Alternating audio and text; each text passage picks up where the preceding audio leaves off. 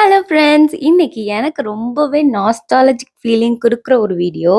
இந்த ஃப்ளவருக்கு ஒரு சின்ன எஸ்டிடி இருக்கு. எம்ப்ராய்டரி ஸ்டிச்சஸ் எல்லாம் நம்ம வரைஞ்சா எப்படி இருக்கும் அப்படின்னு ஒரு இமேஜினேஷன்ல வரைஞ்சது. அந்த லீஃப் பார்த்தீங்கன்னா செயின் ஸ்டிச்சு, அப்புறம் அந்த ஸ்டெம் பார்த்தீங்கன்னா ரன்னிங் ஸ்டிச்சு, அப்புறம் அசைன்மெண்ட்னு எழுதியிருக்கிறது கூட ரன்னிங் ஸ்டிச்சு.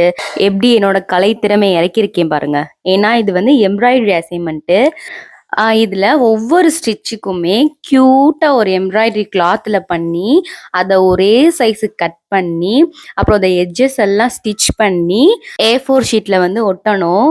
அத பார்க்கும்போது ஒரு மாதிரி பிரிங் பேக் ஃபீலிங் வருது.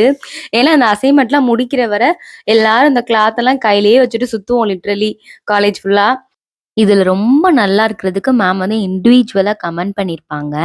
ஒவ்வொரு எம்ப்ராய்டரிக்கும் கீழ நான் ஒரு பேர் எழுதியிருக்கேன் பார்த்தீங்களா?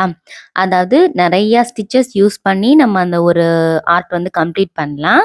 ஆனா, அந்த ஸ்டிச்சஸும் வந்து இருக்கணும். அப்புறம் இது இன்னொரு பேப்பருக்காக பண்ண அசைன்மென்ட்டு. இது என்ன ஆர்ட்டு? எத நெனச்சு வரைஞ்சேன் அப்படின்றது சத்தியமா எனக்கு இப்ப ஞாபகம் இல்ல. எப்படி நான் காலேஜ் டேஸ்ல இவ்ளோ ஆர்டிஸ்டிக்கா, அதுவும் பொறுமையோட இதெல்லாம் கம்ப்ளீட் பண்ணேன் அப்படின்றது சுத்தமா எனக்கு தெரியல. இப்ப ரீசென்ட் டேஸா என்னோட பொறுமையோட லெவல் வந்து தரமட்டத்துக்கு போய்க்கிட்டு இருக்கு. பொறுமை அப்டின்னா, அதுக்கு மீனிங் கூட இப்ப எனக்கு தெரியாது. ஆனா, அப்போ நான் பொறுமையா இருந்திருக்கேன் அப்டின்றது இப்ப நான் பொறுமையா இல்லாதப்போ தான் தெரியுது. அவ்ளோதான். இன்னும் நான் பிராக்டிஸ் பண்ண எம்ப்ராய்டரி கிளாத்லாம் இருக்கு. அத முடிஞ்சா உங்களுக்கு காட்டுறேன். உங்கள நெக்ஸ்ட் வீடியோல பார்க்குறேன். பாய்.